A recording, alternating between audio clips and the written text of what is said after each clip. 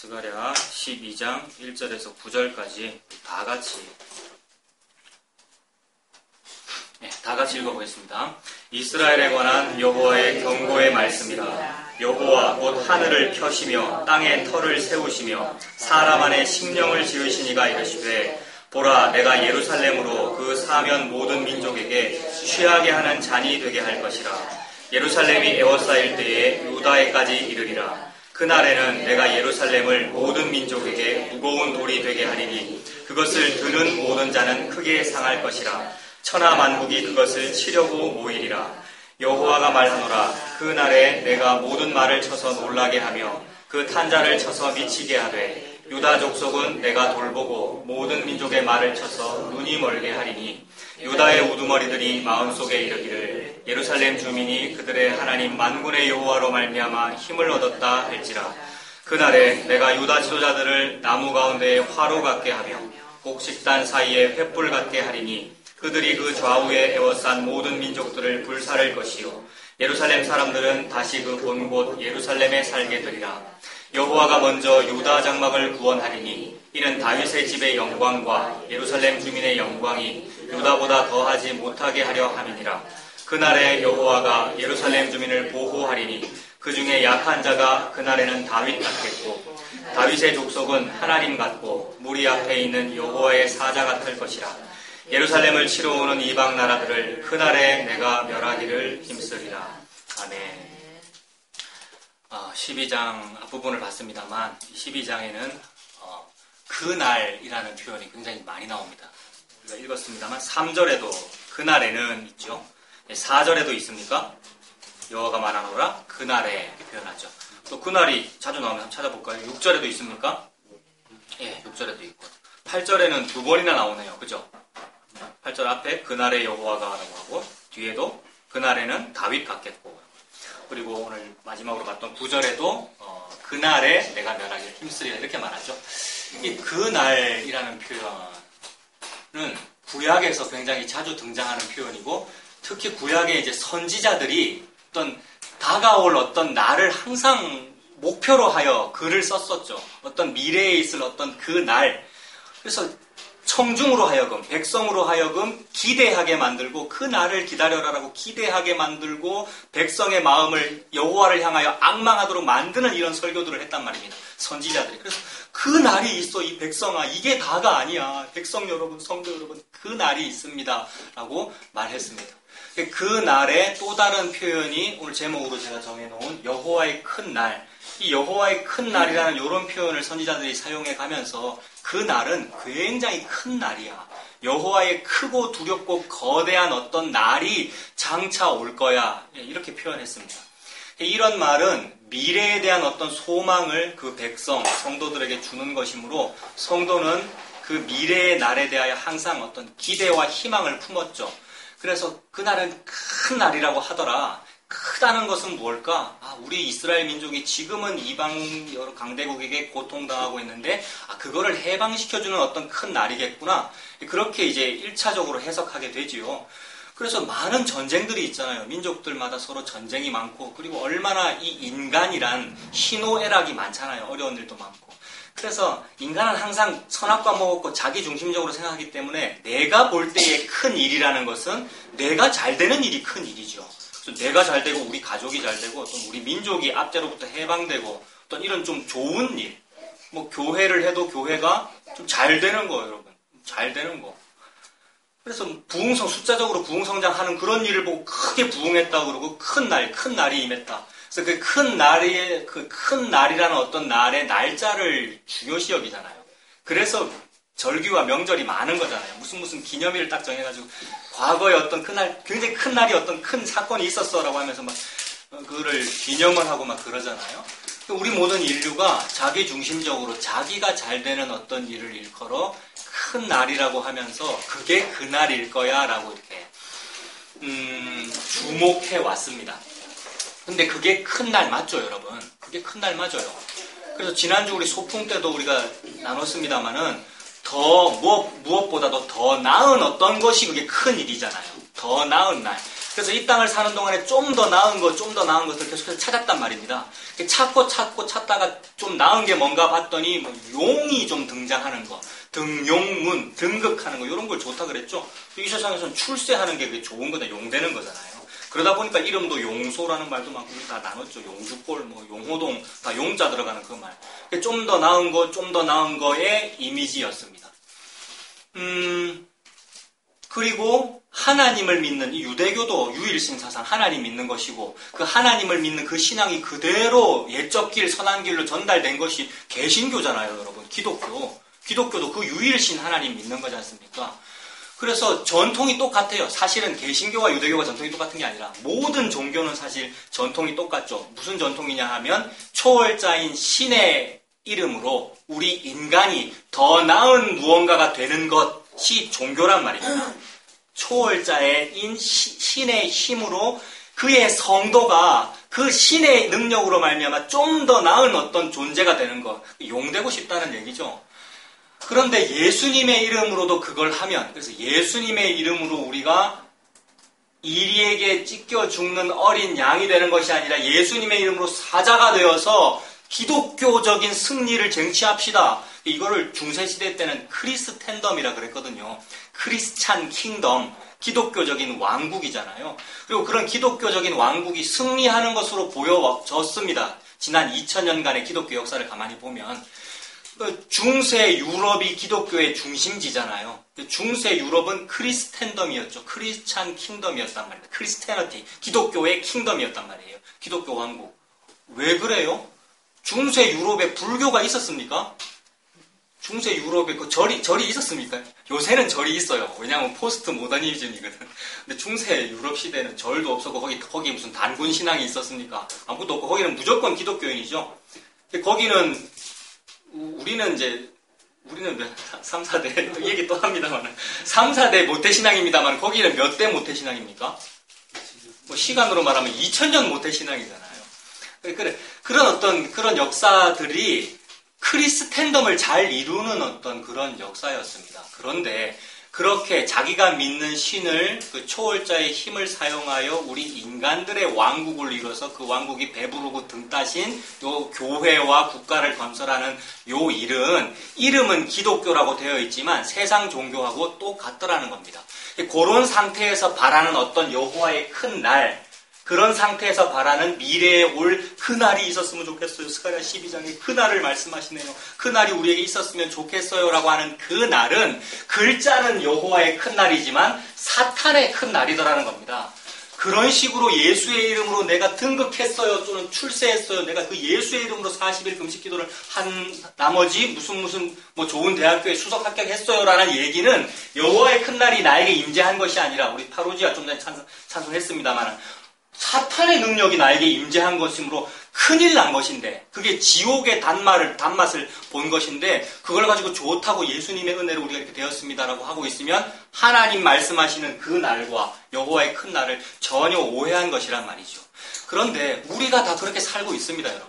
그런데도 너무나 감사하게 지혜와 계시의 정신인 예수 그리스도의 영, 성령님께서 바람으로 불어가지고 이상하게 저와 여러분에게 아닌 것 같은데요. 기존 교회요. 제도화된 기독교요. 또는 목사님이시요. 그거 아닌 것 같은데요. 그게 여호와의 큰 날이 아니고 여호와의 큰 날은 뭔가 다른 것을 말씀하시는 것 같은데요. 라고 느껴졌다면 또는 성경을 읽다가 그렇게 해석되었다면 너무나도 큰 만남을 만난 겁니다. 만남이란 말이에요, 여러분. 마치 남녀가 만나듯이 어떤 만남을 한 거예요. 우리는 전부 여자인데 어느 날 너무 멋진 어떤 남자가 저기 혹시 시간 있어요? 이렇게 했다는 거예요. 이게 데이트 신청하는 거잖아요. 그래서 그런 일을 당한 거예요, 우리가요. 저는 여자가 아니라서 잘 모릅니다만 데이트를 해봤기 때문에 그 느낌이 저는 생생한데 대부분 중매 결혼하셨습니까? 어떻습니까? 연애 다 압니까? 어떤 연애의 감정하고 너무 똑같더라는 겁니다. 이번 주에 삼손, 여러분. 삼손이라는 영화가 있거든요. 근데 그렇게 성경적이지 않더라고요. 성경을 가지고 영화들을 많이 만들어내는데 흥행성을 하기 위해서 조금 성경을 왜곡시키는데 좀 보다가 그래도 이제 주된 이미지는 삼손이라는 남자와 어떤 여자의 사랑 이야기라는 것은 성경대로 맞아요. 근데 우리는 성경 읽을 때, 삼손 이야기 읽을 때 사랑 이야기로 안 읽어요, 여러분. 주로 삼손 이야기 읽을 때 우리가 어떻게 읽습니까? 삼손은 나실인인데 감히 나실인의 서약을 했고 술도 마시면 안 되는데 감히 이놈의 삼손이 함부로 술도 마시고 시체를 막 취하고, 시체에서 먹을 걸 취하잖아요.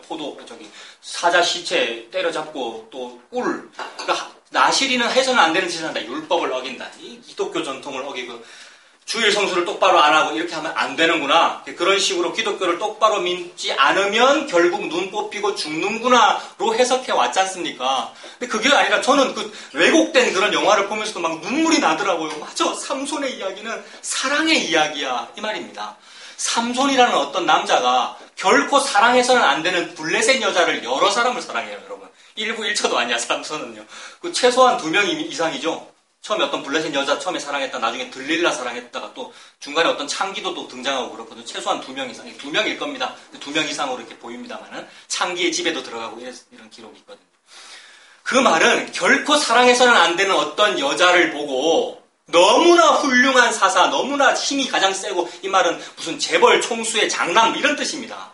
그런 남자가 버스에 앉아있는 애를 보고, 여자를 보고, 저기요, 시간 있어요? 데이트 신청을 한 거란 말입니다.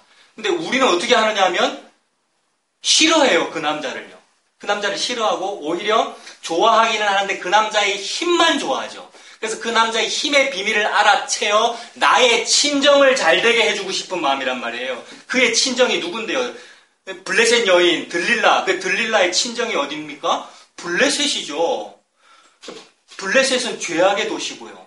우리의 친정은 애굽이고 우리가 죄 중에 잉태되었지 않습니까, 우리가? 우리의 친정은 세상 아닙니까? 세상을 잘 되게 하고 싶다는 말은 내 고향 잘 되게 하고 싶다는 말입니다. 내 친정, 내 친척, 친정, 내 본가. 이 세상이 잘 돼서 내가 이 세상에서 잘 먹고 잘 살고 싶어서 뭐를 이용하는 거예요? 나에게 프로포즈한 예수를 이용하고 싶은 거죠. 그게 개신교의 모습이란 말입니다. 기독교가 크리스텐덤적인 여호와의 큰 날을 바라면 그 여호와라고 하는 그 예수님의 힘을 사용하여 우리 교회 잘 되자는 얘기잖아요. 우리 목사 잘 되자는 얘기고 우리 교회 기독교 잘 되자는 얘기를 하고 있으면 그 삼손의 힘을 이용해 먹는 거죠. 그래서 자꾸 꼬셔요. 그리고 삼손은 안 속아 넘어갈 수 있어요, 여러분. 삼손은 안 죽을 수 있단 말이에요. 근데 넌지시 져주는 거죠. 힘의 비밀을 알려줍니다, 들릴라에. 그래서 그 힘의 비밀, 참된 생명력을, 생명의 힘, 그것을 우리한테 넘겨줘 버리죠. 나 머리카락 잘리면 힘이 없어. 그래서 우리한테 비밀을 알려줘서 우리의 힘에 의하여 죽어버리십니다. 십자가의 죽으심이잖아요. 그래서 눈 뽑히는 이야기, 기둥을 붙들고 같이 삼손도 죽으면서 적을 무찌르는 기 이야기, 그러니까 자기가 죽으면서 적을 무찌른다의 이야기가 십자가 이야기 아닙니까? 하나님은 이 이야기를 하고 있는 중이죠. 이런 이야기들을 가지고 하나님은 지금 여호와의 큰 날을 설명하고 계십니다. 그런 날이 있어, 그 날이 있어를 설명하고 계셔요. 우리는 하나님의 그러한 설명들 속에서도 그 계시 속에 들어있는 어떤 초월자의 초월적인 그 힘을 나의 영달에 자꾸 사용하려고 해석을 해왔습니다. 그래서 이제 그런 생각들을 하면서 12장을 보니까 분명히 그런 말씀이긴 한데 너무 힘든 거예요. 이거 뭐라고 해석해야 될지, 여기서 예수님 이야기를 어떻게 우리가 받을 수 있을지. 그런데 방금 말씀드린 요 맥락으로 한번 우리가 접근을 해보겠습니다. 그 1절에 보면 이스라엘에 관한 여호와의 경고의 말씀이라고 합니다. 경고라고 했는데 경고는 선언이라고 이렇게 또 번역할 수 있는, 직역성경에는 선언이라고 이렇게도 번역되어 있고요. 또 히브리적인 히브리 사람들의 이제 어감으로는 무거운 짐이에요. 경고라고 하는 것은 무거운 짐입니다. 무거운 짐이니까 굉장히 무거운 돌 같은 거겠죠. 반석, 들 수 없는 무거운 짐입니다. 그러니까 들 수 없는 어떤 반석과 같은 거대한 돌을 우리한테 선언하는 거죠. 그러니까 그 경고라고 하는 것이 나한테 딱 주어지면 나는 너무 부담스럽겠죠. 들 수 없는 무거운 짐이니까. 그리고 그걸 내가 들려 그러면 경고의 말씀이니까 이 경고의 말씀대로 내가 살아야지, 또는 이 말씀을 내가 들고 다니고 또는 내 주머니에 넣고 소유하고, 그 말씀은 진리일 것이며 그 말씀은 복음일 것인데 그 복음을 내 것이라고 내가 소유하려고 하면 터져버릴 겁니다. 이 주머니 넣으면 너무 무거워서 터져버리고 또는 들려 그러면 내 발등 찍을 것이고요. 이거를 들어서 내 머리 위로 올리면 어찌 되겠습니까? 내려와서 내 머리 깨지는 이야기란 말이에요. 그러한 의미의 경고입니다. 이 무거운 짐은 함부로 가볍게 다룰 수가 없다는 거죠. 신학자라고 해서 신학 서적을 다 섭렵했다. 제가 신학생이라고 해서 섭렵했으니 이건 졸업할 수 있는 책이네. 가볍네. 이렇게 안 되더라는 말입니다. 즉 그 말씀은 내가 들 수 없다는 겁니다. 그런데 말씀이라고 하는 것은 좀 누구가 들어야 들다는 것에 비슷한 어감이 들만지다 이런 표현 있잖아요. 들만지기가 좋아야 되잖아요, 여러분. 물건을 옮겨도 들만지기 좋으라고 손잡이가 있는 거 아닙니까? 잘 들만질 수 있어야 그 말씀을 잘 이룰 수 있는 거잖아요. 근데 우리가 그 말씀을 이룰 수 있겠습니까, 그러면? 이 무거운 짐은 무거운 짐인데다가 손잡이도 없기 때문에 들만지기가 좋지 않다 이 말입니다. 그러므로 우리는 그 짐을 옮길 수 없네요, 여러분. 여호와의 경고의 말씀이다라고 하는 그 말씀을 우리는 들 수도 없고 옮길 수도 없고 내가 이룰 수도 없고, 그래서 말씀 앞에서 일단 기본적으로 여러분 그 신앙을 가지시기를 바랍니다. 말씀이 내게 떨어졌다는 것은 내가 그걸 이룰 수가 없구나가 신앙의 출발입니다. 그래서 지난주쯤에 집사님께서 카톡에 이제 우리가 잘 모르는 어떤 목사님, 이분도 복음을 전하는 어떤 간증을 합디다라고 직접 올리셨잖아요. 거기 그 설교 아니군요. 그 설교랑 또 다른데 신윤식 목사님 설교도 집사님 올리셨는데, 그 올리고 나서 제가 여러분 보고 뭐라 그랬냐면, 신 목사님이 지금 나와 여러분은 여호와 하나님 앞에서 누구입니까를 묻고 있습니다라고 제가 카톡 남겼는데 아무도 답 안 하시더라고요. 네, 안 하셔도 돼요. 근데 그 설교의 핵심이 뭐냐면, 나는 여호와 하나님 앞에서 나는 누구인가 이거입니다. 여러분 대답해야 됩니다. 우리가 70이며 80인 인생을 살면서 우리는 대답하고 있는 중이거든요. 말씀은 우리에 대한 질문 또는 우리에 대한 계시이고, 그 계시에 대한 성도의 반응 또는 대답이 교리예요, 사실은요. 웨스트민스터 신앙고백서라든지 하이델베르크 요리문답이라든지 이런 것은 무슨 특별한 어떤 책이 아니라 말씀에 대한 성도의 반응을 교리라 그럽니다. 반응을 엉뚱하게 하면 안 되죠. 반응을 똑바로 해야 된단 말이에요. 하나님의 말씀에 대한 반응을 해야 된단 말이에요. 루시퍼 거를 보고는 막 큰 날이라 그러면서 반응하면 그거는 가짜 교리고, 그런데 그러한 가짜 교리를 만들어서 2000년 동안이나 유지했단 말입니다. 그 가짜 교리가 뭐예요? 교황의 연두 교서 같은 겁니다. 교황이 바티칸 발코니에 서가지고 신년에 뭐 말하면 그게 교리가 되잖아요. 근데 그걸 교리라 그랬는데 아니에요. 그거 교리 아니에요. 사탄의 마귀 장난이에요, 그런 거는. 그런데 진짜 교리는 있기는 있어요. 뭐가 교리냐 하면 하나님의 말씀에 대하여 그의 참된 양들인 참된 백성이 마땅히 행해야 될 바를 어릴 때부터 가르치라고 한 그 마땅한 어떤 반응들, 그걸 보고 교리라 그런단 말입니다. 요 교리 정리하기 매우 힘들죠. 그러니까. 왜냐하면 인류는 마땅하게 반응 안 합니다. 인류는 마땅한 대답을 참으로 안 합니다. 인류가 참으로 신 앞에, 여호와 앞에서 반응해야 될 반응은 아멘인데 아멘 안 한단 말이에요.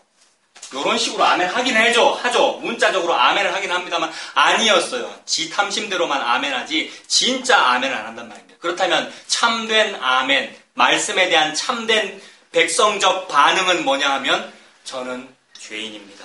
이거입니다, 여러분. 여호와 하나님 앞에서 저 죄인이에요가 전문 용어로 아멘이에요, 여러분. 아멘이 동의한다는 말인데 하나님은 우리 보고 없다 그러고 너는 무존재자야, 너는 흙이야, 너는 죄인이야 라고 말씀하고 계시는데 거기에 대하여 맞아요 라고 되는 것이 그게 교리예요. 그래서 참된 교리들을 읽어보면 장로의 유전을 지킬 수가 없어요. 참된 교리를 정말로 참된 마음으로 읽는다면 교권주의를 할 수 없단 말이에요. 그런데 개신교 목사라는 자들이 교리를 가지고 교권주의를 한다면 참으로 큰일 난 겁니다. 교리를 가지고 어떤 식으로 교권주의를 하게 되느냐면 우리는 칼빈주의자가 아닌가, 우리는 웨스트민스터 신앙고백서 또는 기독교 강요대로 신앙생활하는 사람이 아닌가라고 하면서 기독교 강요를 똑바로 읽는 장로교회 목사가 별로 없더란 말입니다. 저의 매우 목회 경험이 짧아서 그렇겠지만은 장로교 안에도 장로교의 기본 교리라고 말하는 튤립이니 웨스트민스터니 하이델베르크니 기독교 강요 이런 거를 안 읽어보고 설교들을 하신단 말이에요, 많은 분들이. 근데 이거는 제 얘기가 아니고 뭐 이제 이름 얘기하면 안 되는데 고려신학대학원에서 쫓겨난 어떤 교수님이 이제 어떤 교단 또 만드셔가지고 교단 만들 필요 없는데 만드셔가지고 그분이 이제 하시는 말씀이 장로교 목사 중에 기독교 강요를 똑바로 알려보고 설교한다 이런 말씀을 했어요. 참으로 지당한 지적이에요. 근데 그것도 잘못됐습니다만 그런 식으로 막 하이델베르크대로 해야지라고 하면서 자기의 세력을 유지하는 것은 교리를 잘못 사용한 거란 말입니다. 진짜 교리는 읽으면 읽을수록 맞네요. 예수님만 흥하시고 우리는 교리를 중히 여긴다는 그 교단 자체도 없어짐이 참으로 마땅하네요가 되는 것. 그게 여러분 하나님 앞에서의 이 백성들의 마땅한 반응입니다. 그래서 우리 기독교 전통에서 우리 개신교 특히나 우리 장로교 또는 개혁교회 전통에서도 그토록 소중히 여기는 웨스트민스터 신앙고백서나 하이델베르크 요리문답이나 이런 서적에서도 가장 중요하게 강조하는 것은 성도 여러분이요. 저와 여러분은 비참합니다. 입니다. 저와 여러분은 비참하다라고 말하고 있어요, 여러분. 여기에 동의되십니까? 하이델베르크 요리문답은 서문, 시작 자체가 죄와 비참함입니다. 우리가 하나님 앞에서 너는 하나님 앞에서 누구냐라고 물을 때에 저는 죄와 비참함입니다. 라고 되면 복받은 사람이에요. 그게 은혜의 출발이고 사실은 은혜의 전부예요, 여러분. 이게 안 되면 애통하십시오. 이게 안 되면 진짜로 장롱 속에 들어가십시오. 나는 왜 안 됩니까? 안 되는 거 알아요, 여러분. 안 되는 거 알기 때문에 복음 아는 사람이 근데 안 되잖아요 라고 자꾸 말을 하는 거예요. 진리에 조금 이게 눈 떴기 때문에 그런 따위 소리 하는 거 맞아요. 제가 그래요. 근데 그러면 회개해야 됩니다. 빨리 장롱 속에 골방 속에 들어가야 돼요. 신앙생활 할 시간이 어디 있어요. 지금 사탄이 나한테 임한 거나 마찬가지인데 하나님이 네 죄인이라고 말씀하시는데 안 된다가 어디 나와요. 맞습니다. 그러합니다. 저는 참으로 수로 보니게 여인보다 못합니다. 저는 참으로 비참함이 많네요 라고 고백이 터져나오는 목사 되어야 하고요. 여러분이시길 바랍니다.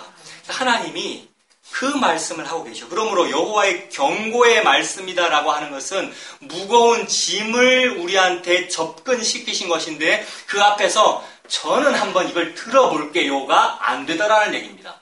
죄와 비참함이라는 말의 신학적 동의어는 무능력자입니다. 저와 여러분은 무능력자입니다. 튤립이라고 하는 개혁교회의 기본 교리 제일 첫 번째 것이 전적 타락이라는 교리가 있는데 나는 전적으로 타락했다 이 말이잖아요. 나는 전적인 죄인이다 이 말인데 신학적 동의어가 저는 전적으로 무능력자입니다 입니다. 무능력자는 힘이 없다 이 말이잖아요. 근데 여호와의 경고의 말씀은 누가 들 수 있어요? 힘 있는 자가 들 수 있어요. 힘 있는 자의 또 다른 신학적이며 영적인 동의어 뭐가 있습니까? 힘 있는 자의 신학적 동의어 의인입니다, 여러분. 힘 있는 자의 신학적 동의어 의인이라고요. 의인은 여호와의 경고의 말씀을 들 수 있어요. 근데 그 의인의 반대말은 뭡니까? 죄인. 그러므로 무능력자의 동의어는 죄인이란 말이에요. 죄인은 여호와의 경고의 말씀을 들 수 있어요? 못 듭니다. 받쳐 죽으면 되는 거예요. 여호와의 경고의 말씀 무거운 반석으로 다가오니까 받쳐서 내가 죽으면 되는 거라고요. 하나님은 그 말씀을 하고 계십니다. 그 말씀을 하실 때 참으로 맞아요 라고 2018년 5월 27일에 이 최첨단의 시대에 그 말씀 오고 오는 세대에 똑같은 말씀을 하고 계시는데 그 말씀에 대하여 하나님 맞습니다. 예수님 맞습니다 라고 되었다면 참으로 성령의 바람이 분 것이에요. 이게 예수님이 우리한테 프로포즈한 거예요, 여러분. 그 프로포즈가 받아들여지는 여러분 되시길 바랍니다.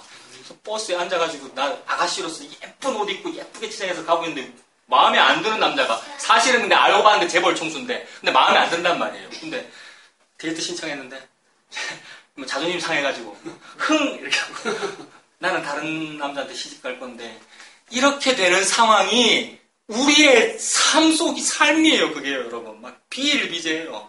근데 아닌 줄 알고 있어요. 나는 그 예수한테 시집 갔는데요. 뭐 이러고 있는 것 같아요. 아니었어요, 여러분. 여전히 우리가 바람 맞히고 있고요. 그 데이트 신청을 예수님을 발로 차고 있고요. 그 여호와의 경고의 말씀은 그토록 무거운 하나님의 말씀의 힘이며 무게입니다. 그런데 여러분, 전능자가 지금 말씀을 하시는 거잖아요. 근데 전능자가 말을 했는데 청중한테 지키라고 말을 했고 이 말이 이루어지라고 말을 했는데 청중이 전부 다 죄인이고 무능력자라서 그 말씀을 이루어내지 못하면 어떻게 됩니까? 말씀하신 분의 그 전능성이 어떻게 되는 거예요? 훼손되어 버리는 거잖아요.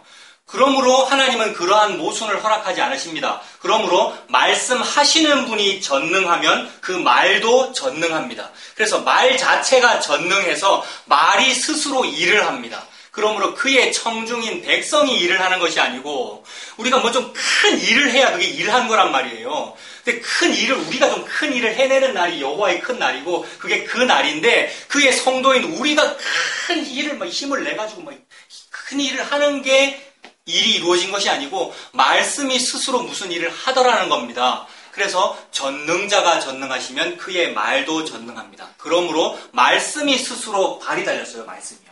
말씀이 스스로 걸어가서 무슨 일을 합니다. 이게 요한복음의 시작이죠. 창세기의 시작은 태초에 하나님이 천지를 창조하시니라인데 요한복음의 시작은 태초에 말씀이 계시니라예요. 말씀이 어때요 그게? 말씀이 천지를 창조한 거고요. 말씀이 역동적으로 심령골수를 찔러 쪼개고 살아있고 운동력이 있대요. 말씀이요. 이 사실을 믿으십니까?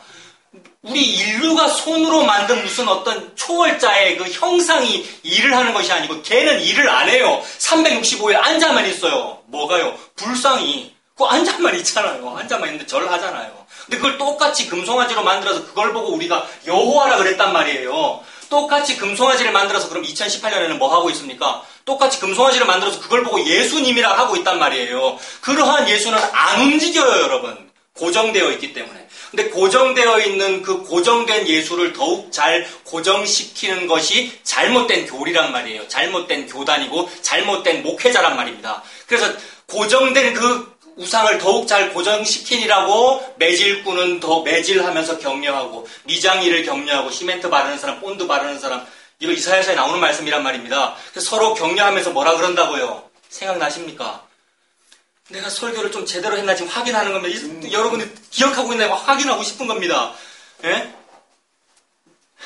이런 장인도 부르고 이런 수공업자도 부르고 망치질 하는 사람도 막 불러서 막 매질꾼을 한대요. 예? 그래서 고정 잘 됐나? 잘 됐지? 잘 됐지? 잘 됐다라고 말해. 이 얘기예요. 그래서 잘 됐다라고 말하는 게 뭐예요? 안 됐다라고 말하지 말고 잘 됐다라고 말합시다. 이게 뭐예요?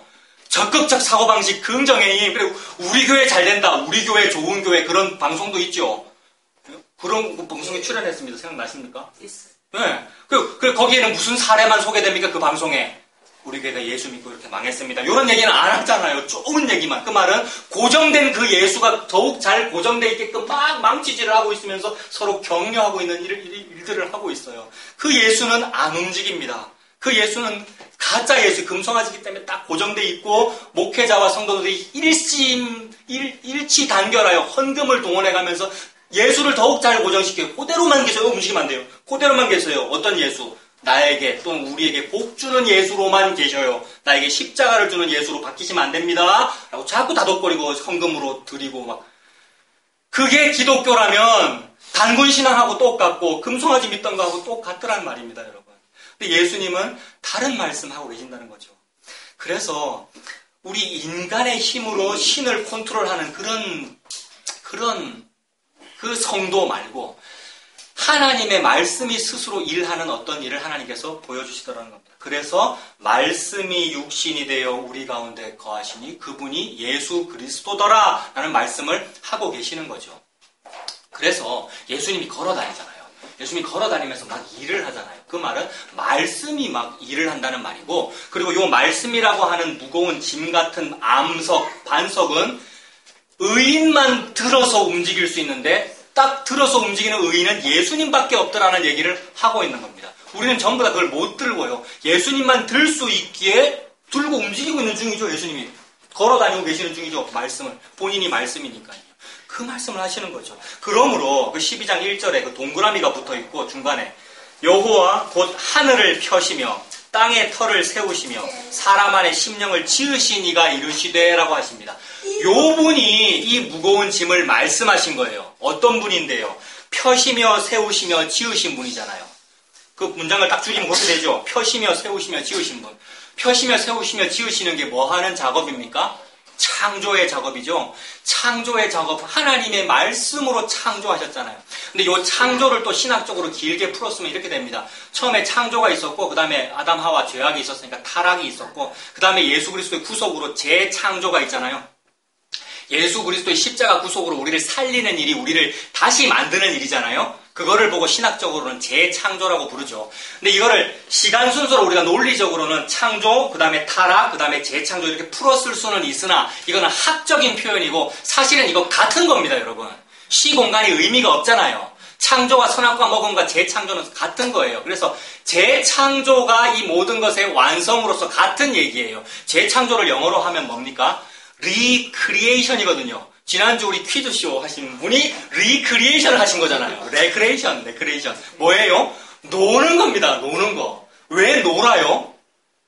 내가 다 만들었으니까 너희는 안식해라. 이거잖아요, 여러분. 하나님은 저와 여러분을 놀리고 계십니다. 레크레이션. 그래서 지난주 전도서도 읽었습니다만 더 나은 것, 희락을 누리면서 먹고 마시는 것보다 더 나은 것이 없는 줄 내가 깨달았다라고 전도서 기자가 얘기하잖아요. 지혜자가요. 먹고 마시고 니나노하고 놀자 이 얘기입니까? 재창조가 끝났구나. 즉 예수 그리스도의 말씀 이루심으로 완성되었구나. 완성되었으니까 너는 쉬어. 이게 안식일 제정의 기본 사상이잖아요, 여러분. 어떤 종교의 흐름을 여러분 보면 되죠. 모든 종교는 안 쉬게 하는 종교입니다. 못 쉬게 하는. 우리 쉴 여유가 어디 있어요? 지성이면 감천해야죠. 근데 기독교, 즉 그리스도교, 예수님 믿는 이 신앙은 예수님이 스스로 의인이라서 홀로 다 하시고 죄인인 우리를 끌어안아서 쉬어라, 내 품 안에서 탕자야. 거기서 왜 고생하고 있어? 이 쥐염 열매를 먹으면서 왜 돼지 열매를 먹으면서 고생을 하고 있어? 나에게로 와라라고 두 팔 벌리고 계시는 그 아빠의 마음, 그걸 말씀하시는 거잖아요. 그래서 창조하셨을 때는 내가 다 창조했으니까 쉬어라. 출애굽 시키셨을 때는 내가 다 구원했으니까 쉬어라. 그 말씀을 하고 계시는 거죠. 결론이 다 나와버렸습니다. 요 구원을 일컬어 큰 날이라고 그럽니다. 요 예수 그리스도의 홀로 다 이루심을 일컬어 큰 일이라고 그럽니다. 그분이 큰 일을 하시는 거죠, 여러분. 그래서 이것이 큰 일이고 이것이 저와 여러분의 그 날입니다. 주 예수의 강림이 가까우니 그 은혜를 받을 자, 예수님을 기다리는 것이고 그 강림이 재림이면서 동시에 옛날에 있었던 그 초림이란 말이에요. 즉 예수 그리스도의 저와 여러분에 대한 임재를 보고 그걸 보고 파루지아라 그러고요. 그걸 보고 큰 날이라 그럽니다. 이 큰 날은 시공간의 의미가 없고 저와 여러분에게 이미 다 임했으며 앞으로 임할 그 큰 날입니다. 이미 다 임했기 때문에 너무 좋은데 앞으로도 있을 거기 때문에 너무 좋단 말이에요. 너무 좋은 것밖에 없다. 그 말씀을 하나 지금 하시는 거란 말입니다. 그러니까 이 땅을 혹 떠나게 되더라도 가서 아름다웠더라고 말하리라의 상태가 되어버리는 거죠. 귀천. 하나님 그 말씀을 하시는 거죠. 그래서 펴시며 세우시며 지으신 그분이 하시는 일입니다. 그분은 태초에 말씀의 형태로 존재하셨고 그 말씀이 육신이 되신 분은 곧 예수 그리스도이십니다. 예수 그리스도가 펴시며 세우시며 지으신 분이시고 그분이 여호와의 말씀이라고 하는 무거운 짐을 지시는데 번쩍 드시기에 내 멍에와 내 짐은 쉽고 가볍다 그러셨어요. 예수님께서요. 예수님은 쉽고 가벼워요, 여러분. 이 말씀의 경고의 말씀이라는 거대한 이 짐이 우리 인류는 못 져요. 그런데 이 인류가 얼마나 못됐는지 신학을 하면 할수록 바리새인일수록 율법학자일수록 신학자일수록 제가 한번 들어보겠습니다로 나가더라는 거예요. 그 영생 내가 한번 이루어 볼 테니 예수 선생님 한번 말해보세요. 내가 뭐 하면 그래 영생을 얻는데요? 이거 묻는 거예요. 내가 영생 한번 이루어 볼 테니 뭐 하면 영생을 얻는데요? 그리고 이웃이 뭔데요? 내가 이웃을 한번 사랑해 볼 테니까 이웃을 사랑하라, 이웃을 내 몸같이 사랑하라 라는 말씀의 짐을 내가 한번 들어볼 테니까 이웃이 뭔지만 한번 말해 보이소. 나는 내가 아는 이웃은 내 전부 다 사랑했는데 그러니까 말 못할 걸 니 한번 말해봐 라고 했는데 예수님 다른 얘기 하시죠? 착한 사마리아 사람. 그 말은 니는 강도 만난 유대인으로서 너는 구원을 받기만 하는 거지 네가 구원을 이루는 게 아니야. 네가 무슨 율법을 또는 말씀을 계시를 네가 들어가지고 이루는 율법 학자가 되고 있니? 목사가 되고 있니? 라는 말씀을 하고 계시는 중이죠. 여러분. 이것은 저와 여러분에게 부담을 주고 있는 것이 아니라 해방과 자유를 주고 있습니다. 그래서 제가 처음에 이 설교 제목을 뭐라 그랬냐면 흙 다시 만져보자. 바닷물도 춤을 춘다. 하고 이렇게 썼었어요. 이거 아십니까? 광복절. 광복절. 개천절도 비슷하죠, 맞죠? 네. 네. 광복이 뭐예요, 여러분? 광복이요. 일제 치하 36년. 그 가사 중에는 40년이라 되어 있습니다만.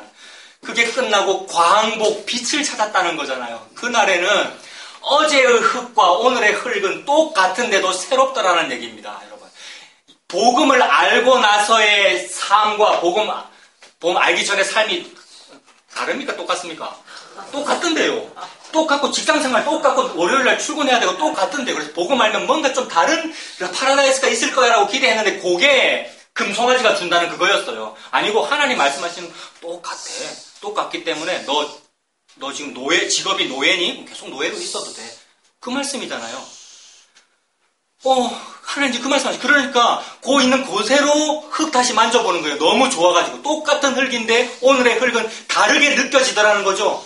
바닷물도 막 춤을 춘다. 어제의 해운대 바다나 오늘의 해운대 바다나 똑같은데 바닷물이 춤을 추는 것으로 느껴지더라는 거죠. 광복의 그 상태, 그날이 45년 8월 15일입니다. 45년 8월 15일이 그날이잖아요. 대하 역사 드라마, 그날 이런 표현들 인류한테 항상 있단 말이에요. 무슨 그날을 바라본단 말이에요. 참된 그날이 예수 그리스도의 구속으로 완성하신 그날을 보고 그날이라 그러고 여호와의 큰 날이라 그러고 그날을 아는 자는 흙 다시 만져보면 됩니다. 노래 부르면 되고요. 바닷물도 춤을 춘다. 감사합니다. 라고 하고 살면 되죠. 아니 그 말씀을 하시는 거예요. 그래서 이 경고의 말씀, 이 무거운 짐을 드시는 그분은 펴시며 세우시며 지으시는 바로 그분입니다. 장자이신 예수 그리스도 그분이고 그런데 2절도 보겠습니다. 보라 내가 예루살렘으로 그 사면 모든 민족에게 취하게 하는 잔이 되게 할 것이다. 예루살렘이 에워싸일 때에 유다의 때까지 이르리라. 거기에 취하게 하는 잔이 되게 한다. 이런 표현이 나왔고 3절에도 그 날에는 내가 예루살렘을 모든 민족에게 뭐가 됩니까? 무거운 돌이 되게 하리니 그것을 드는 모든 자는 크게 상할 것이라 천하만국이 그것을 치려고 모이리라 라고 말씀합니다. 이 1절과 2절과 3절에 동일하게 흐르는 개념이 있는데 1절에서는 경고의 말씀이 무거운 돌이잖아요.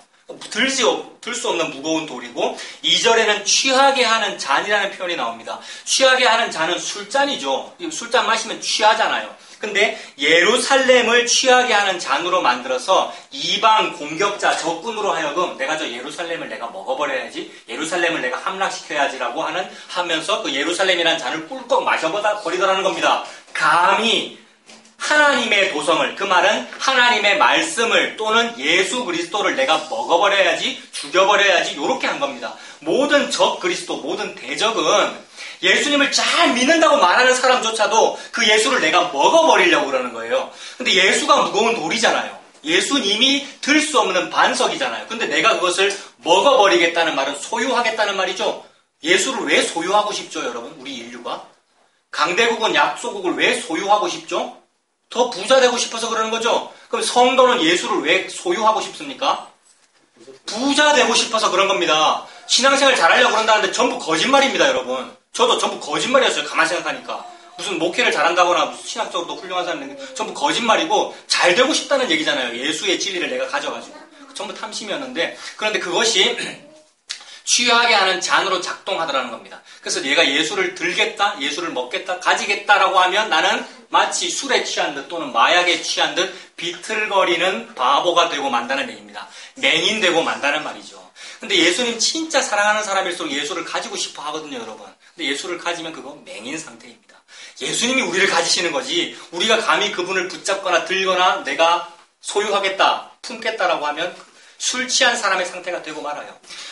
그래서 그렇게 되면은 취하니까 비틀거리니까 넘어지겠죠. 그래서 이 비틀거려서 넘어진다는 이 표현과 히브리 사람들의 이 언어잖아요. 그들의 문화적으로 볼 때 취하게 하는 자는 동시에 돌로 만든 이런 문턱 이런 의미더라고요, 여러분.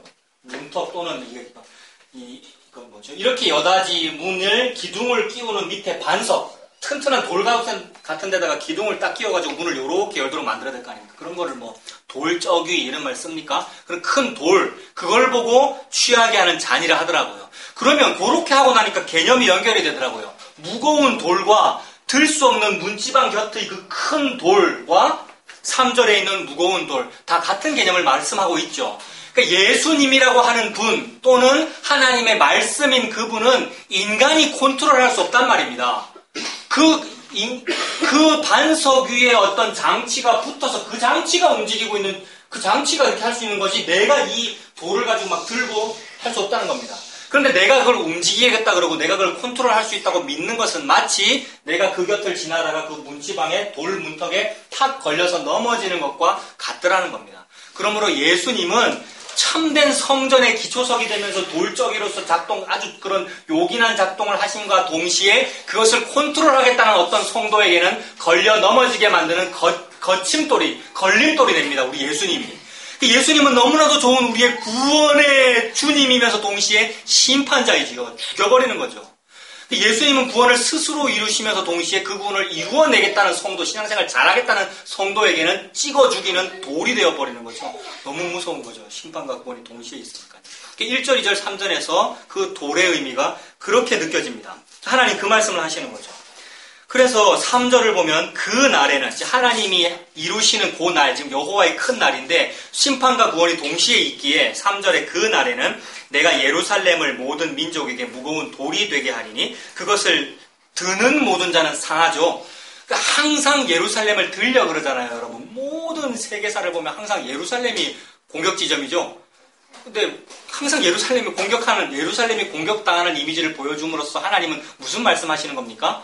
예수 그리스도가 공격을 당한다는 말씀을 하고 계시는 중이죠. 그래서 그 무거운 돌을 들려 그러잖아요. 사람들이 예수님을 들어요, 여러분. 모세가 광야에서 노뱀을 든 것 같이 인자도 들려야 하리니. 그게 무슨 말입니까? 예수님이 들린다는 이 말이 뭡니까? 십자가에 달려 위로 올라간다는 말이죠. 예수님은 그렇게 당하시면 안 되는 분이잖아요. 근데 인류는 그를 들어 올립니다. 그리고 그것을 넌지시 허락하신 분이 예수님입니다. 이건 처음부터 끝까지 그분 주도적인 작업이잖아요.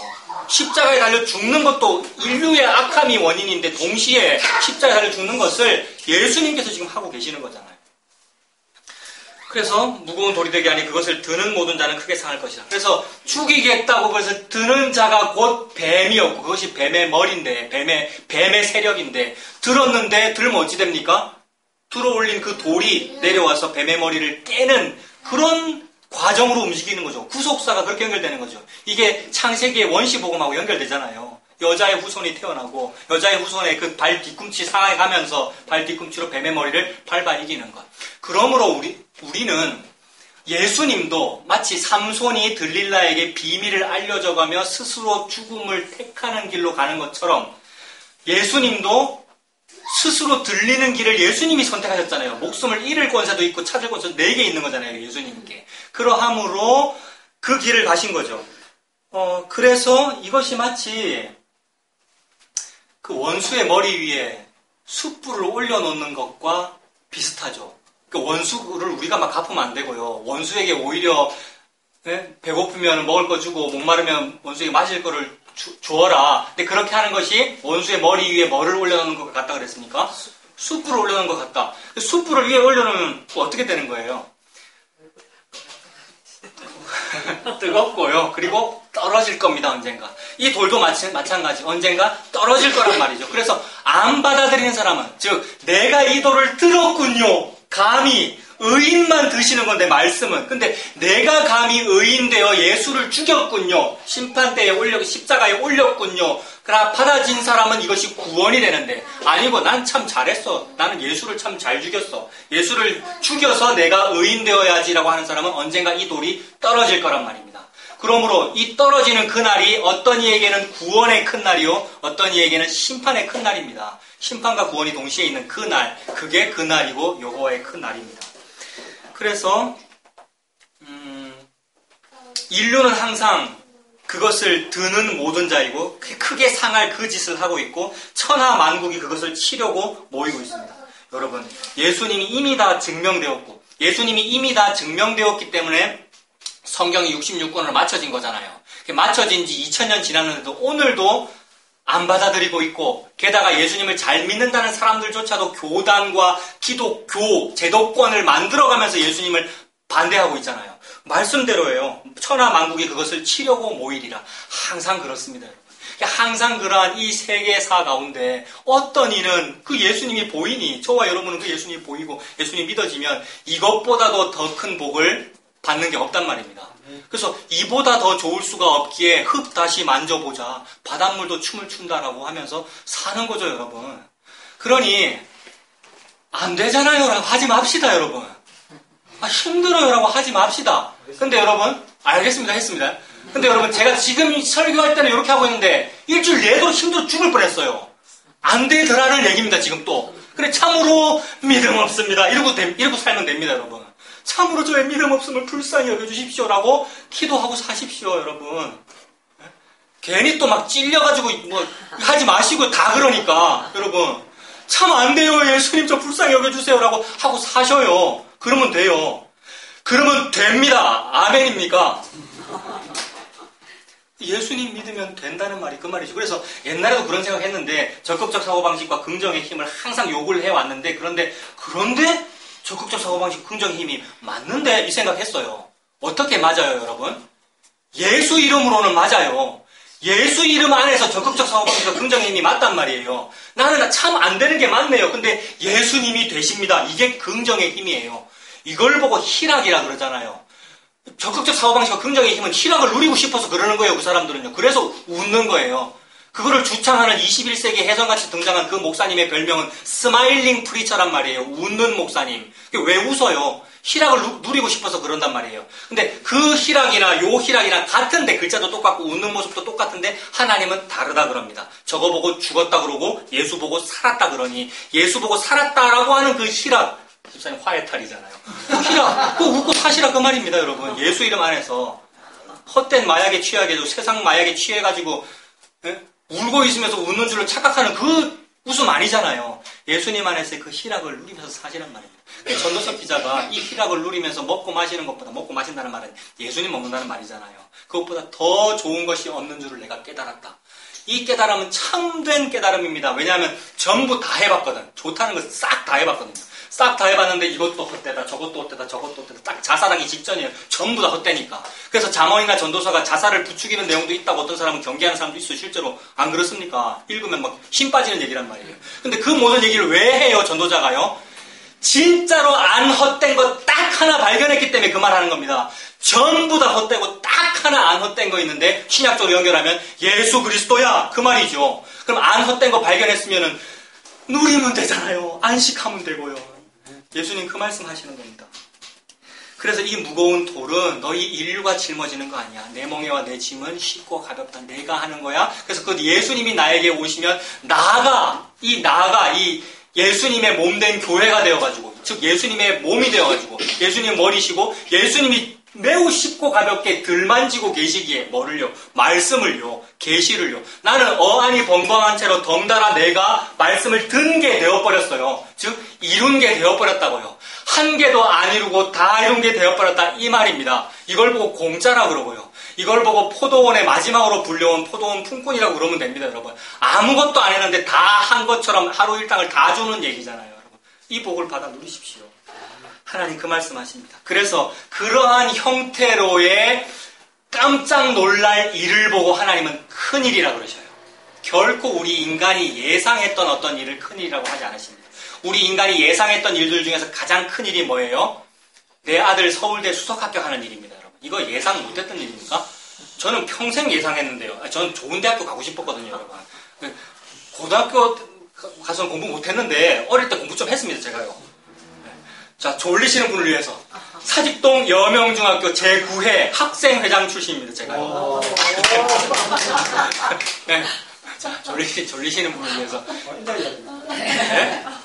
그래서 이제 공부 좀 할 때는 꼴랑 초등학교, 중학교 때인데 전과 다 외우면 시험 잘 치게 되더라고요. 근데 그렇게 공부 잘하고 주위로부터 늘 칭찬을 받을 때 기분이 좋으면서 동시에 뭐가 싹 트는지 아십니까? 굉장한 부담감이 싹 드는 거예요. 이걸로부터 학생을 해방시켜야 돼요. 그래서 제가 지난주에 우리 시연이 보고 엑소더스 했다, 잘했다 이랬던 이유가 그런 의미도 있어요. 일찌감치 도망나가는 게 잘한 거예요. 이게 일탈과 방종을 하라는 얘기가 아니고 여러분, 얽매는 것으로부터 탈출하는 게 너무 좋은 거예요. 그래서 받아쓰기 100점마다 오면 70점마다 꼴찌해 막 이런 얘기를 자꾸 해요. 중학교 때 원래 국민학교 3학년 때 공황장애 있었다 그랬잖아요. 이건 뭐 개인적인 얘기인데, 근데 그게 자꾸 이렇게 공황장애가 자꾸 리마인드 되면서 그 생각을 제가 분석하면 뭐냐면 이 다음에 내가 서울대 못 가면 어떡하지? 요거였어요. 이게 평생을 괴롭혀요, 여러분. 여러분 자녀 거의 다 자랐습니다만 혹시 그 부담이라면 큰일 나는 거예요, 진짜. 근데 교회 다니면서 그러는 경우 굉장히 많거든요. 교회에서도 칭찬하고요. 예수님 믿으면 꼬리가 되지 않고 머리가 된다는 막 이런 기도가 들리고 이러면 애 잡습니다, 여러분. 죽는 거예요. 근데 예수님은 그것으로부터 해방시켜 주시는 거예요. 그거 해방되면 얼마나 행복한데요, 여러분. 얼마나 행복한데요. 천하만국을 다 가지고 출세한들 뭐 합니까? 그거 없으면 그거 보고 죽었다 그러는데. 근데 아무것도 못 가져도 그 예수의 그 해방과 엑소더스를 가진 사람을 보고 살았다라고 그러고, 그거를 보고 크다 그래요, 여러분. 세례요한이 여자가 나온 자 보면서 가장 큰데, 그런데 그보다도 더 큰 어떤 일이 있대요. 그보다도 더 큰 어떤 일, 그 일은 우리가 상상할 수 없는 일이란 말이에요. 상상할 수 있는 일은 큰 일이 아닙니다. 출세와 복 많이 받는 것과 돈 많이 버는 것은 전부 우리 인간의 머릿속에 이미 있는 거예요. 안 그래요? 교회 다니는 사람들이 예수 이름으로 잘 된다는 얘기는 요 속에 다 있는 거란 말이에요. 근데 하나님은 요 바깥에 있는 무엇을 보고 크다고 말씀하십니다. 그래서 이 큰 일을 당한 사람은 할 말이 없습니다, 항상. 왜냐하면 표현이 안 되거든요. 이 큰 일을 말할 수 없어서, 이 큰 사랑과 이 비밀을 말할 수 없어서 비밀이 되었다라고 전신장애인 송명희 시인은 그렇게 말하고요. 그리고 그런 사람이 있어요. 그런 사람들을 한번 이건 그냥 제가 읽어드릴게요. 다 아시는 거기 때문에. 사복음서 제일 앞에 마리아 이야기, 예수님 잉태된 이야기 나오잖아요. 거기에 보면 누가복음의 1장 31절에 천사가 마리아에게 수태고지하면서 보라, 네가 잉태하여 아들을 낳으리니 그 이름을 예수로 하라. 그가 큰 자가 되고 지극히 높으신 이 아들을 일컬어질 것이요 라는 이런 얘기를 해요. 마리아는 뭘 상상했을까요, 여러분? 마리아는 결혼 정년기, 그리고 결혼 정년기보다는 조금 빨랐다고 봅니다. 결혼 정년 이제 막 된 젊은 소녀인데 그가 상상했던 큰 일은 뭐냐면 요셉이라는 남편을 만나 결혼해가지고 아들 낳고 행복한 가정을 꾸리는 것이 그의 큰 일이에요. 이것이 인류가 생각하는 소박한 행복들이잖아요. 우리 인류는 행복을 보고 큰 일이라 그럽니다, 여러분. 그 큰 일을 생각했는데 상상도 못한 어떤 일을 저와 여러분에게 주면서 이걸 보고 큰 일이라고 그럽니다. 그래서 그 큰 일은 뭐냐 하면 예수 그리스도가 씨의 형태로 저와 여러분의 속에 착상된 것을 보고 큰 일이라고 그래요. 이게 수태고지잖아요. 여러분, 하나님께서 아담을 지으시고는 말씀하시기를 사람이 독처하는 것이 좋지 못하니 내가 아담을 위하여 돕는 배필을 지으리라 라고 말씀하셨어요. 돕는 배필이라는 말은 도와주는 배우자라는 뜻으로 해석되잖아요. 그러므로 나는 목회를 열심히 하니까 우리 집사람은 뭘 해야 되겠습니까? 목회자를 돕는 비서의 역할을 하며, 목사님이 교회를 다 운영할 때 교회의 어떤 안살림과 성도, 그러니까 특히 이제 여자 성도를 신방 아니고 뭡니까? 상담적으로 케어하는 일을 사모가 해야 된다는 이건 여러분 장로의 유전이에요, 여러분.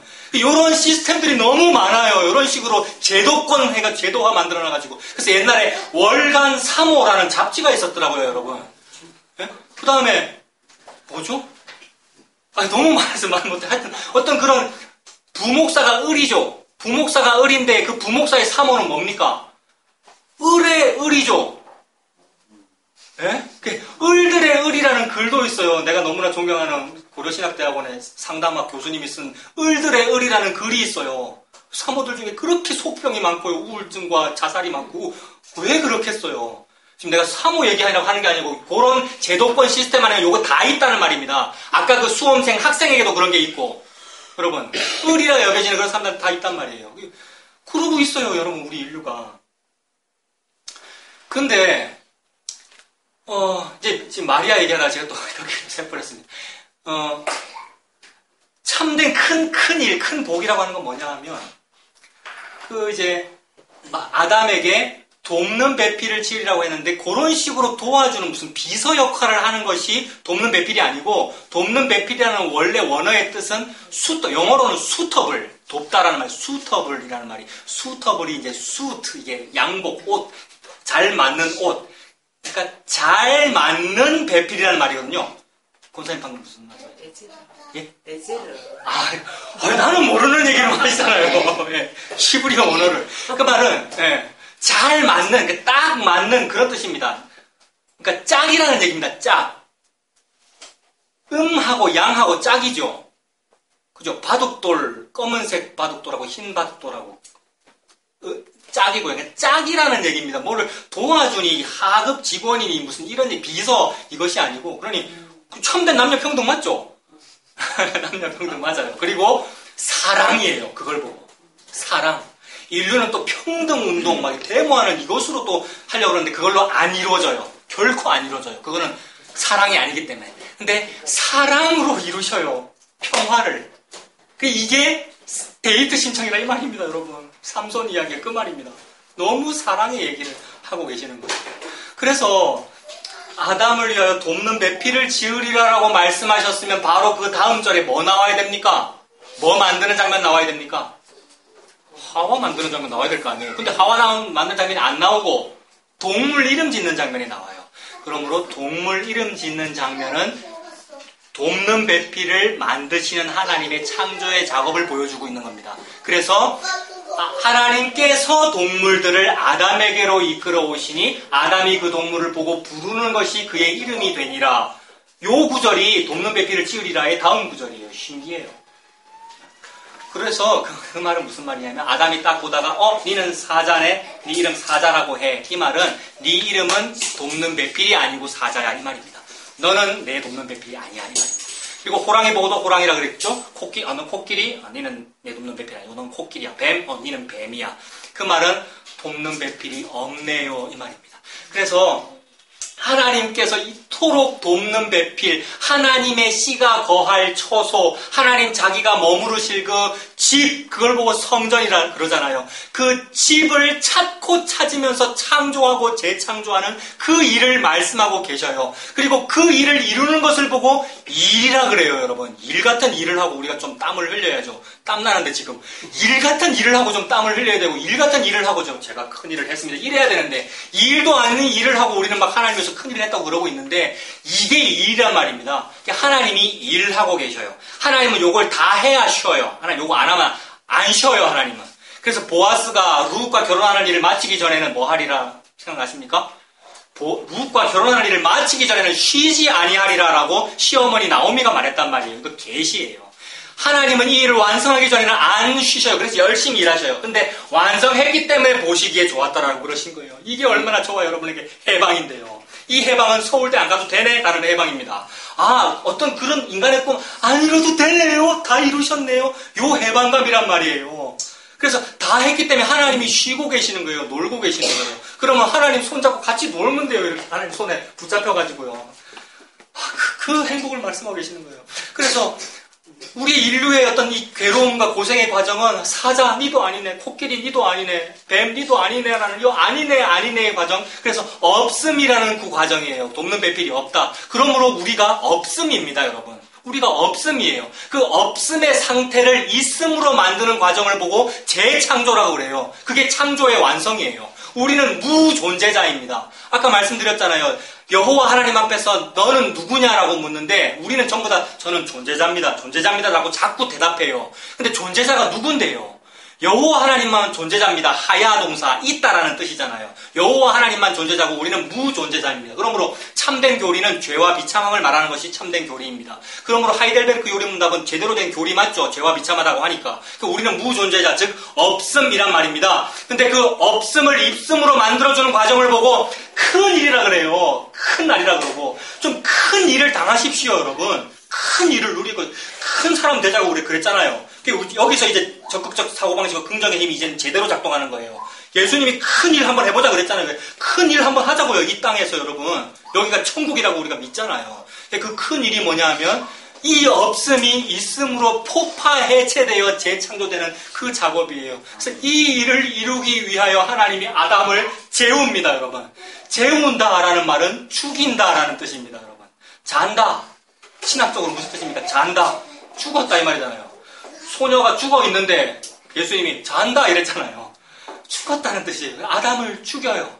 죽으면 안 되는 존재가 죽어요. 즉 첫사람 아담은 마지막 아담을 의미하죠. 죽으면 안 되는 존재가 죽어요. 뭐 하려고요? 돕는 배필을 얻으려고요. 예수 그리스도가 십자가에서 왜 죽습니까? 여러분이라고 하는 아내를 얻으려고요. 여러분. 사랑해서는 안 되는 블레셋 여자를 사랑하니라고 내 머리카락 잘려가면서 눈 뽑혔단 말입니다. 예수님이. 그러면 우리는 고마우면 돼요, 여러분. 감사합니다. 나를 얻기 위하여. 나가 누군데요? 나는 고멜이고 나는 창녀인데 나를 아내로 신부로 얻기 위하여 그분께서 생명을 버리셨군요 하면서 자기 남편 신랑 예수 사랑하면 되는 거죠.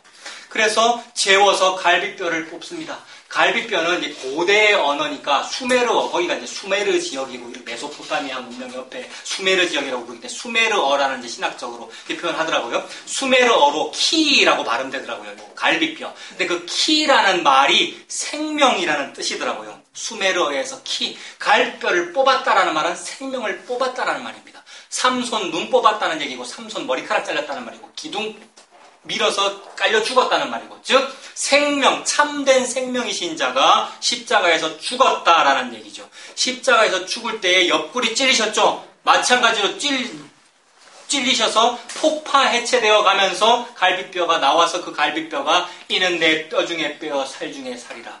뼈 중에 뼈요, 살 중에 살과 동의어가 돕는 배필입니다. 나랑 딱 맞다 이 말입니다. 그래서 너무 사랑한다 이 얘기예요, 여러분. 우리를요. 예? 우리를요, 예수님이 남자가 여자인 나를 너무 사랑한다는 말입니다, 여러분. 이거는 연애를 해보면 조금 이해할 수 있잖아요, 여러분. 너무 사랑하는 건데, 너무 보고 싶고, 너무 사랑하고. 그래서 우리의 의도와 상관없이 참된 씨이신 그분이 나에게 들어와 버린 것, 이것이 결혼의 이미지이고 임신의 이미지입니다. 그래서 자궁에 씨가 착상된 것이 마리아잖아요. 그래서 수태고지하는 거잖아요. 그래서 이때에 큰 자가 네 안에 들어왔다라고 수태고지하는 것이고, 그것에 대하여 마리아는 받아들이는 복을 얻습니다. 은혜가 없는 사람은 못 받아들여요. 이 크다는 것을 안 받아들이고 뭐 이따위를 가지고 크다 그럽니까? 이 남편을 싫어한다 이 얘기예요. 근데 마리아는 어찌 이 은혜가 임했는지 하나님의 주권적인 은혜죠. 그래서 받아들여요. 주의 계집 종이오니 말씀대로 될 줄로 믿습니다. 말씀을 내가 이루겠다는 얘기 아니죠. 말씀대로 된대요. 말씀이 무거운 돌이라서. 그래서 그러면서 찬양하는 말이 그 누가복음 뒷부분에 능하신 이가 큰 일을 내게 행하셨으니 라면서 마리아가 찬송해요. 이게 큰 일입니다. 이게 여호와의 크고 두려운 날입니다. 이거 안 받아들이면 두려운 날이고요. 맞습니다 라고 하면 큰 날입니다. 구원의 날입니다. 이것이 저와 여러분에게 임했어요. 참된 씨가 무엇입니까? 예수 그리스도입니다. 예수 그리스도가 씨입니다. 그래서 헬라어로는 스페르마라고 하는데, 스페르마에서 영어 스펌이라는 말이 나왔거든요. 스펌이 옛날에 생물학과 다닐 때 많이 했어요. 스펌이 남성 생식 세포 말한단 말이에요. 스펌. 씨라는 말이죠. 그 씨가 뭐냐면 예수 그리스도입니다. 예수 그리스도가 내 속에 들어왔다라는 것을 그림자로 계속 보여주는 거예요. 계시로요. 마리아는 요셉과 결혼 안 했는데 남자의 씨가 들어왔잖아요. 예수 그리스도가 들어왔어요. 그런 식으로 저와 여러분에게 예수 그리스도가 오셨습니다. 남편으로 오신 거예요. 그래서 내가 예수님의 신부가 된 이 이야기죠. 하나님은 어린 양의 혼인잔치를 하고 계시고요. 자기 아들, 자기 장남 어린 양 예수님의 혼인잔치 하고 계셔요. 그래서 이 예수가 이 자기 장남이, 아버지는 재벌 총수인데 이 장남이 좀 덜 떨어져가지고 좀 괜찮은 여자를 골라와야 되는데 절대 고르면 안 되는 여자를 고른 거예요.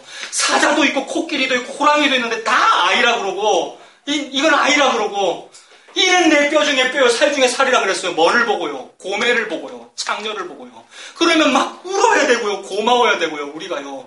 나 같은 사람을 보고, 나는 창녀인데 버림받아 마땅한데 나 같은 사람을 보고 뼈 중에 뼈요 살 중에 살이라 그랬다. 이 일이 여호와의 천사가 저와 여러분에게 수태고지한 겁니다. 너 이거 받아들이니? 라고 고지한 겁니다. 그 앞에서 아멘 밖에는 없어요. 참으로 저에게 그리 하시는군요. 그래서 나는 이 흙인데요. 흙을 가지고 또 갈비뼈에다가 흙을 가지고 나를 만드시는 거잖아요. 이 흙인데 흙이 질그릇으로 빚어지고 있는 중입니다. 질그릇으로 빚어지고 있는 중이라는 것이 무언가를 담기 위해서 그런 거예요. 뭘 담느냐 하면 질그릇에 보배를 담는 거 아닙니까? 그 보배가 바로 스페르마입니다. 참된 씨가, 장남의 씨가, 장자, 상속권자, 그게 보배고 재산권이란 말이에요. 그게 보물이에요. 보물을 담아놔야 될 거 아닙니까? 그러므로 예수 그리스도이죠. 예수 그리스도가 담기는 그 작업을 위하여 질그릇이 비워지는 일이 있습니다. 질그릇이 비워져야 뭘 담을 거 아니에요. 거기 오만 거 다 쌓여 있는데 평생 오만 거 많이 쌓아놔요. 여러분, 저는 그 저장 강박증이 있어가지고요. 가만히 보면 저는 짐이 많아집니다. 여러분들이 자꾸 감시하셔야 돼요. 가만히 보면 뭐가 자꾸 많아요. 그리고 전부 주워온 거잖아요. 맞죠? 전부 주워온 거예요. 요거 주워온 겁니다, 이거. 네, 근데 필터 청소 제가 잘 했습니다, 여러분. 네, 믿으셔도 됩니다. 똑같아요. 네, 근데 자꾸 뭘 담는데 자꾸 비우셔요. 근데 그 비우는 그 작업이, 인생이더라고요, 여러분. 42살밖에 안 되는데 이런 말 하는 것이 참으로 어떤 면에서는 부끄럽습니다만은, 맞더라고요. 자꾸 비워내시는 일이 어려움이고, 고통이고, 이 땅에서의 슬픔이기도 하고, 자꾸 비워내시잖아요. 그래서 비어있는 그릇을 만드셔가지고, 질그릇 빚고 계시는 거죠, 토기장님께서. 어떤 때는 깨뜨렸다가, 다시 지으셨다가, 진흙으로 이기셨다가. 그래서 예수 그리스도를 담습니다. 그것이 큰 일입니다. 오늘 스가랴를 다 못 보고 마치겠는데요. 이 말씀 조금 더 드리고 마치겠습니다. 그 상황에서 지금 하나님이 그 씨인 예수 그리스도를 저와 여러분에게 주는 이 큰 일을 하고 있는 상황에서 근데 우리는 뭐 하고 있느냐 하면 누가 크냐라고 언쟁하고 있습니다. 누가 크냐라고. 여러분, 복음 안에서도 무슨 막 토론과 언쟁이 많다는데 어떤 면에서는 유익한데 어떤 면에서는 누가 크냐라고 막 장난하고 있는 것 같아요. 여러분. 누가 크냐라고. 그리고 세베대의 아내 야고보와 요한의 어머니가 내 두 아들 크게 해달라고 막 하고 있는 것도 여러분, 예수님 앞에서 우리가 생각해 봅시다. 우리가 무슨 큰 일을 만났는데 세상에 뭐가 크냐를 우리가 언쟁을 하고 있고 또는 더 큰 자가 되겠다고 하고 있는지. 예수님은 먼저 된 자가 나중되는 것이고 그리고 천국에서는 어린아이와 같은 자가 크다라고 대답하시죠. 그래서 어린아이와 같은 자는 가장 작은 자를 말씀하시고 가장 작은 자가 가장 크다라고 말씀하시는 겁니다. 그러면 가장 작은 자는 누구냐 하면 예수 그리스도입니다. 가장 큰 자인데 가장 없는 자에게 찢어져서 폭파 해체되어 가장 없는 자에게 들어간 그 사건이 가장 작은 일이면서 가장 큰 일이란 말이에요. 그러니 예수 그리스도가 가장 큰 자이죠. 그 말씀을 하고 계십니다. 그러므로 이 땅에서의 어떤 크고자 하는 일들의 어떤 탐심과 욕심이 내 안에 남아있는데 그거 버릴 수 있죠. 아니구나 이거. 예수님이 가장 크니까. 그 믿음으로 여러분 살아갑니다. 그래서 그렇게 되면 제가 시편 131편 읽어드릴게요. 그 큰 일을 한번 우리가 진짜 그 큰일이 무엇인가를 그런 식으로 말씀으로 우리가 깨닫고 나면 사람들이 크다고 하는 일이 시덥잖게 보입니다. 어줍지 않은 일 가지고 막 크다 그러고 그걸 가지고 막 간증이라 그러고 그걸 가지고 신앙적인 성취라고 그럴 때 그거 큰일 아니네의 상태가 되면서 동시에 그렇다고 해서 미워하지도 않아요. 막 미워하는 마음, 그런 마음도 자기 애에서 나오더라고요. 근데 그게 아니고 그냥 가서 아름다웠더라고 말하리라의 소화된 상태가 됩니다. 초연한 상태, 다 소화돼 버린 상태. 그래서 불쌍하더라고요, 여러분. 그런 사람들이 불쌍해요. 불쌍하고 기도가 나오고요. 그도 복음을 알게 해주세요. 그래서 나 같은 행복을 누리게 해주세요. 그래서 갇혀 있는 것만 빼고 나와 같이 되기를 바라는. 여러분 그렇게 되십시오. 여러분이 진짜로 복음 안에 있어가지고 여러분을 대적하는 어떤 사람에 대해서도 저 사람도 복음 안에서 자유하게 됐으면 좋겠다. 그런 상태가 됩니다. 그래서 시편 131편의 상태 제가 읽어드릴게요. 여호와여 내 마음이 교만하지 아니하고 내 눈이 오만하지 아니하오며 내가 큰 일과 감당하지 못할 놀라운 일을 하려고 힘쓰지 아니하나이다. 이 상태가 됩니다. 옛날에 저 교회 열심히 다닐 때는요. 지금도 열심히 다니고 있지만 교회 열심히 일할 때는 큰 일을 하려고 애를 썼는데 그거 아니더라고요.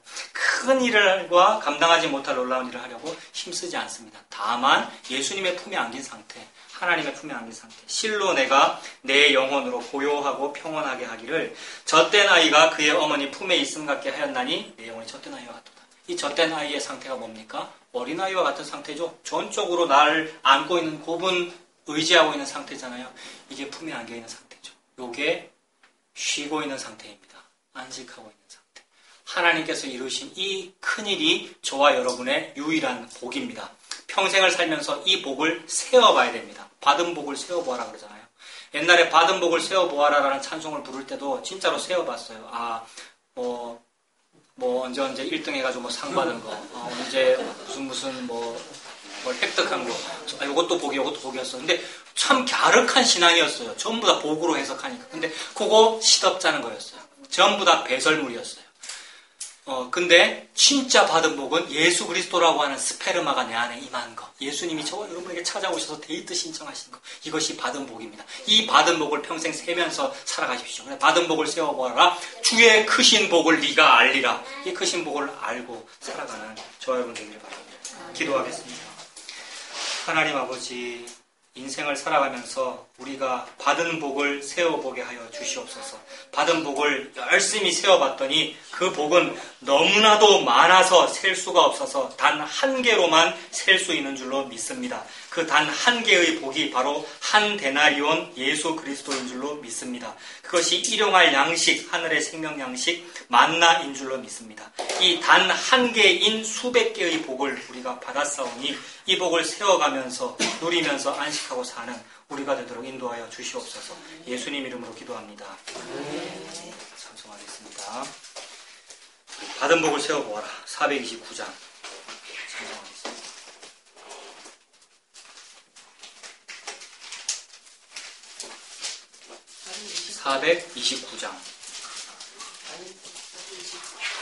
그러니까 제목은 세상 모든 풍파인데 가사가 이제 같습니다. 네, 제가 제목을 그렇게 말해가지고 429장 찬송합니다. 세상 모든 풍파 너를 흔들어 약한 마음 낙심하게 될 때에 내려주신 주의 복을 세워라. 주의 크신 복을 네가 알리라. 받은 복을 세워보아라. 크신 복을 네가 알리라. 받은 복을 세워보아라. 주의 크신 복을 네가 알리라. 세상 근심 걱정 너를 누르고 십자가를 등에 지고 나